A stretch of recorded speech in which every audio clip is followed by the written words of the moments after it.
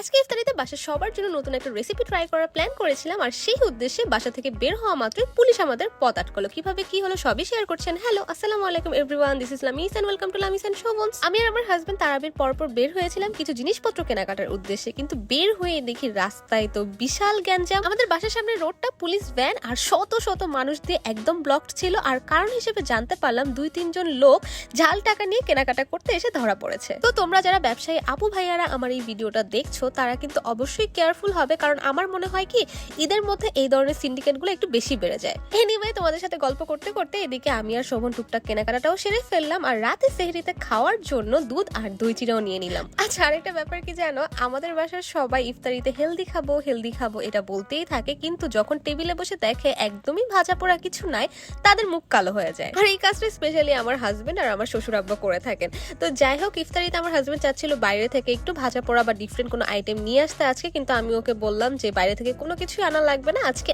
আমি বাসায় একটু অন্যরকম কিছু ট্রাই করি। আর এর আগের দিন আমি বাইরে গিয়ে ইফতারের জন্য সাসলিকের স্টিক কিনতে চেয়েছিলাম, আর ওনারা এক একটা স্টিক 60 টাকা করে চেয়েছিল। এই দাম শুনে আমি সেদিনই প্ল্যান করেছিলাম যে বাসায় আমি তো একদিন অবশ্যই সাসলিক বানাবো ইফতার আইটেমের জন্য। আর আমার ধারণা আমাদের সবার বাসাতেই কিন্তু কম বেশি চিকেন থেকে যায় ফ্রিজে, তাই চিকেনের যে কোনো রেসিপি কিন্তু আমরা ইজিলি বাসাতেই তৈরি করে ফেলতে পারি। তবে এখানে কাহিনী যেটা ঘটে গিয়েছে, আমাদের হেল্পিং হ্যান্ড খালা উনি চিকেনের কয়েকটা পিসকে না একদম কুচি কুচি করে কেটে ফেলেছে। আসলে এখানে খালারও কোনো ভুল নাই, আমি যতবারই খালাকে চিকেন কাটতে বলি তখন সেটা সুপে দেওয়ার জন্য কাটতে বলি, তো খালা ভেবেছে এবারও হয়তো বা সুপের মধ্যেই দিব। ও বাই দ্য ওয়ে, চিকেনটাকে ম্যারিনেট করে আমি কিন্তু এরই ফাঁকে গাজর, ক্যাপসিকাম, পেঁয়াজও কেটে ফেলেছিলাম, আর বাসায় কয়েকটা চেরি টমেটো ছিল সেগুলোও ব্যবহার করে ফেলছিলাম। তারপর এক এক করে সবগুলো জিনিস স্টিকে ঢুকিয়ে ফেললাম। আর আমি যে রেসিপিটা ফলো করে আজকে রান্না করছি সেটাতে না বাটার ইউজ করা হয়েছে।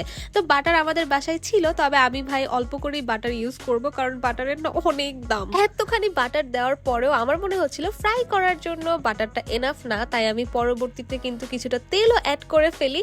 আর জাস্ট প্যানটা দেখো, এত সুন্দর কালারফুল হয়েছিল সাসলিক গুলা, আমি না বারবার শুধু এটার দিকেই তাকিয়েছিলাম। একটা ব্যাচ কড়াইয়ে বসিয়ে দিয়ে আমি কিন্তু আবার চলে আসলাম আরো স্টিক রেডি করতে। আমার কাছে না বেশ মজাই লাগছিল।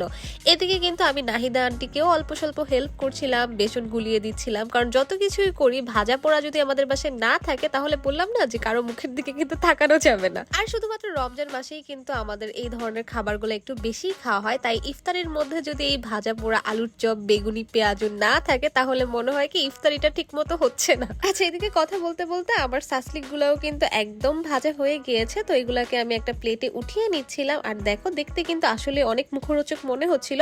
আমি যদি চিকেনটাকে একটু বড় পিস করে দিতে পারতাম তাহলে কিন্তু আরেকটু ভালো লাগতো এগুলা দেখতে। তবে এই খাবারগুলো আমার মনে হয় বাইরে থেকে না কিনে এনে বাসায় নিজেরা একটু খাটাখাটনি করে খেলেও কিন্তু ভালো, কারণ বাইরের রেস্টুরেন্ট গুলা কি ধরনের তেল ব্যবহার করছে বা কেমন মাংস ইউজ করছে তা কিন্তু আমরা কোনো কিছুই ঠিক মতো জানি না, তাই বাইরের খাবারগুলো না আমার মনে হয় শরীরে একটু বেশি ক্ষতি করছে। তবে আমি এটা বলবো না যে বাসার এসব ভাজা পোড়া খাবারও শরীরের জন্য ভালো, তবে বাসায় নিজের হাতে করতে পারছি, রান্নায় কি কি ইউজ হচ্ছে সেটা নিজের চোখে দেখতে পারছি, এটাই শান্তি আর কি।